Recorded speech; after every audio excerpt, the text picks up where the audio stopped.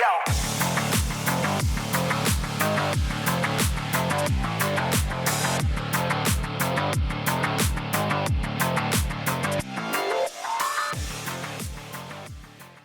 What's up, guys? I'm Code Gray. Welcome back to the channel.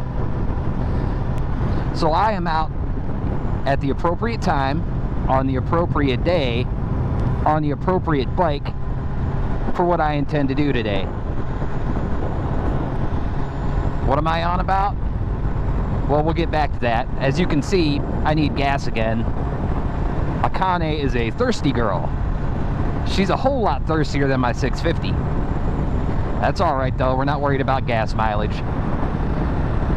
Catch you guys in a minute.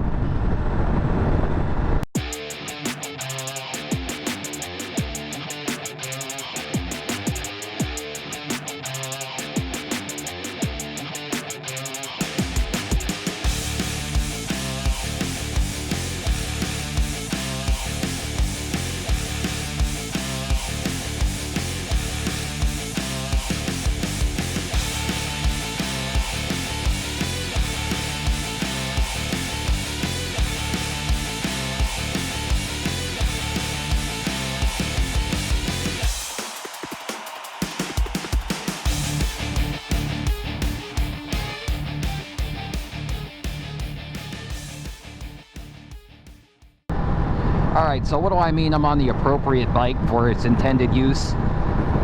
Well, my intended use today is just to go out riding and have some fun. Of course, do a little bit of recording.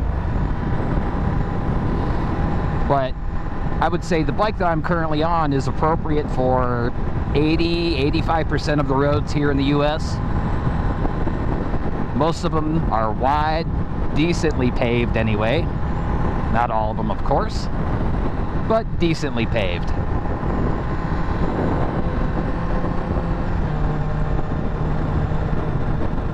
So I could pretty much take this bike most places and not really have to worry about it too much. But after watching some of the channels that I subscribe to, I don't think this bike would be appropriate for everywhere. Alright, so what brought me to this line of thinking?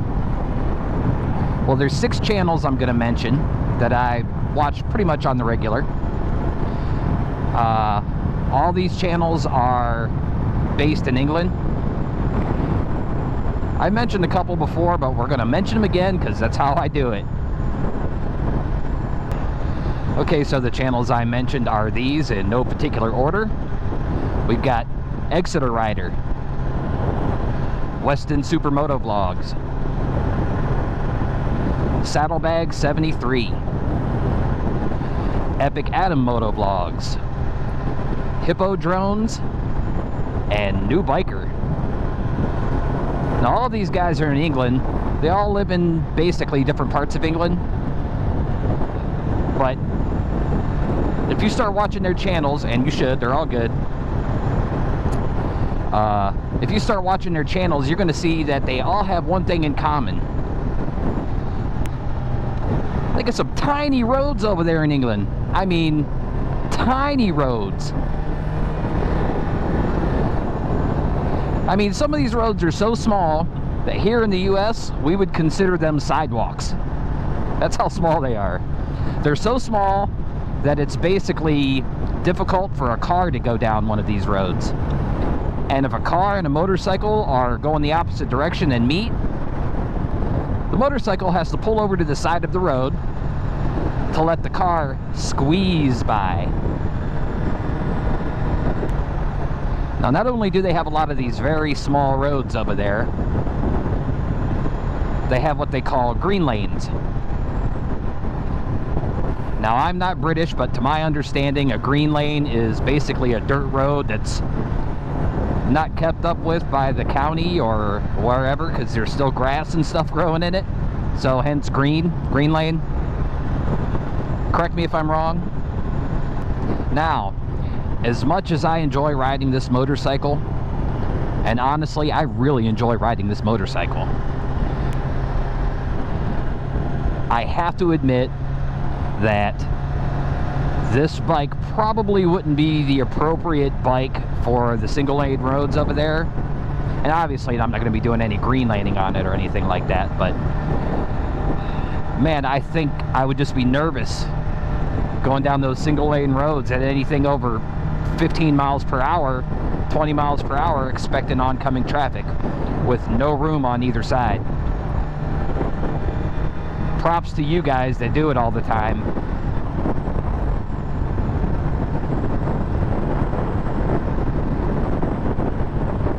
But I definitely wouldn't be a fan of it. Now, I'm not saying all of the roads over there are like that. A lot of the roads over there are just like ours.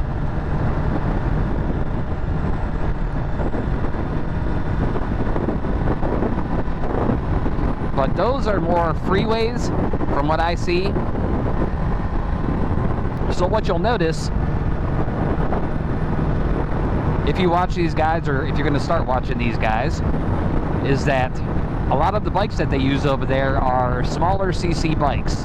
Not small, not all of them anyway, but usually they're under 750. You'll see a lot of 500s, some 400s, and you'll see a lot of 125s.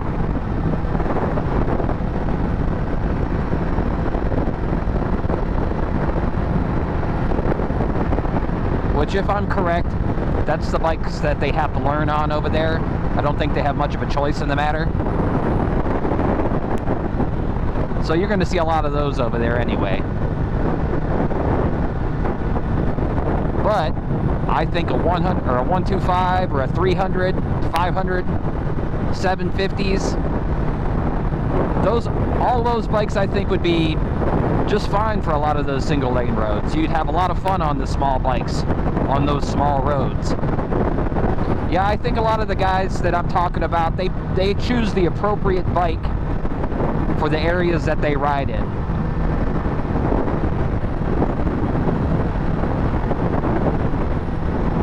I mean, you got single lane roads, green lane roads. NooBiker, he's always in, I think, London, congested traffic all the time.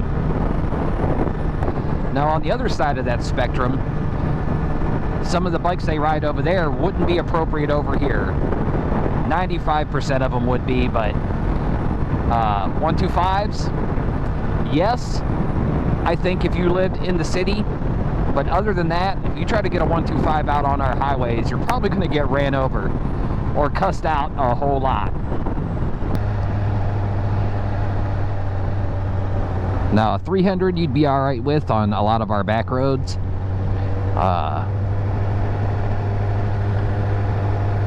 You can do the highway with it, but you're straining that bike a lot on the highway. You do a whole bunch of it. But for the most part, you'll be alright. Now that I've said all this, make sure you understand that you could basically use any bike for any intended use. Almost. It definitely isn't going to work well as bikes that are intended for that use, but you can do it. I mean, there's another guy I watch all the time. His name's BoltBucket. Now, he's in Australia. And this guy has a cruiser, Kawasaki cruiser,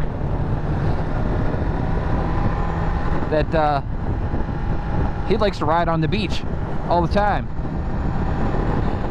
I can't imagine the amount of cleanup he's got to do after that. That's got to suck, but he does it.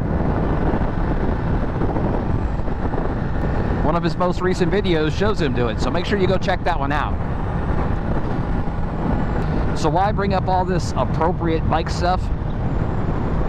Well, if you're looking into buying a bike, if you're a new rider or getting back into riding or anything like that,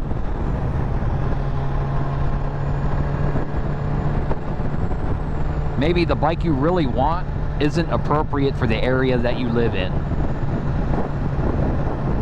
I love this bike that I'm on right now. I am super happy with this purchase, but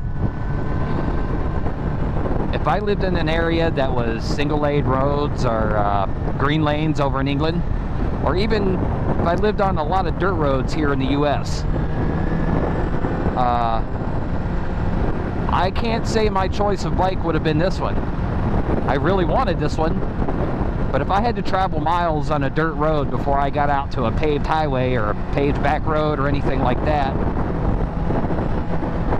I'm not so sure this would be the bike that I'd be on.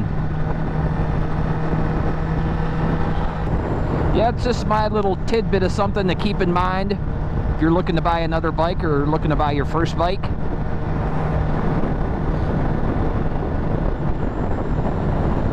As I said, the bike you choose probably can do the things that you want, but are you really going to want to ride a leader bike down a dirt road for 3 or 4 miles, getting the bottom beat to death by gravel and everything else? I don't know. I don't know if I would. Alright guys, I should wrap this up. Oh wait, before I do, all the guys that I mentioned over there in Britain, England, UK, whatever you guys prefer to call it, Exeter Rider, he holds a podcast. Well, he started a podcast. I think he's done 2 now, maybe 3. But all the guys I mentioned are in that podcast.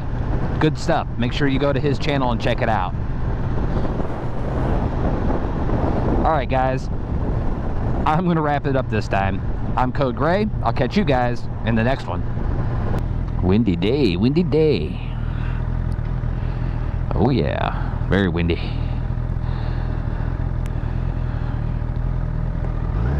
Oh, dust devil.